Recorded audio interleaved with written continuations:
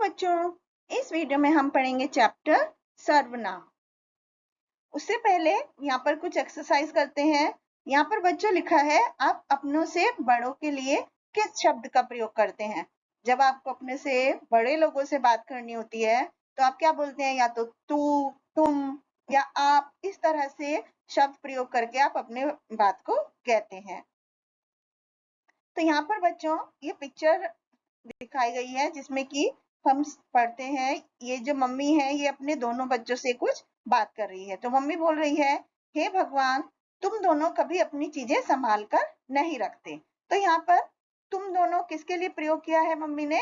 ये दोनों बच्चों के लिए प्रयोग किया है। इसी तरह ये लड़की बोल रही है, मम्मी मेरी रबड़ खो गई।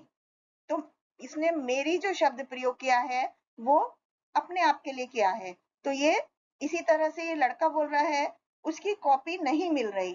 तो इसमें जो उसकी शब्द है वो उसने अपनी बहन के लिए, उस लड़की के लिए प्रयोग किया है।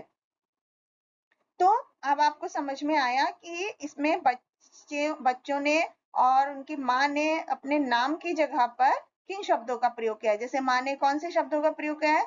तुम दोनों, मेरी, उसकी। तो ये जो शब्द हैं इनको सर्वनाम बोलते हैं, जो कि नाम की जगह पर प्रयोग किए जाते हैं।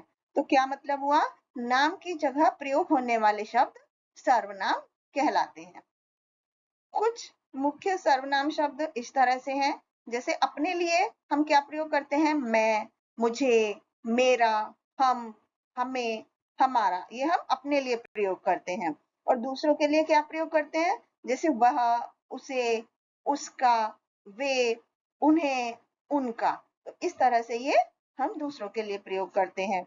अपने से छोटों और बराबर वालों के लिए क्या प्रयोग करते हैं? इन्हें, वे, इनका। और बड़ों के लिए आप, आपने, आपका, इस तरह के सर्वनाम शब्दों का प्रयोग करते हैं। तो बच्चों, हमने क्या सीखा कि नाम की जगह हम जो दूसरे शब्दों का प्रयोग कर सकते हैं, और हम अपने लिए मैं और दूसरों के लिए वह, इस तरह के शब्दों का प्रयोग करते हैं। Thank you.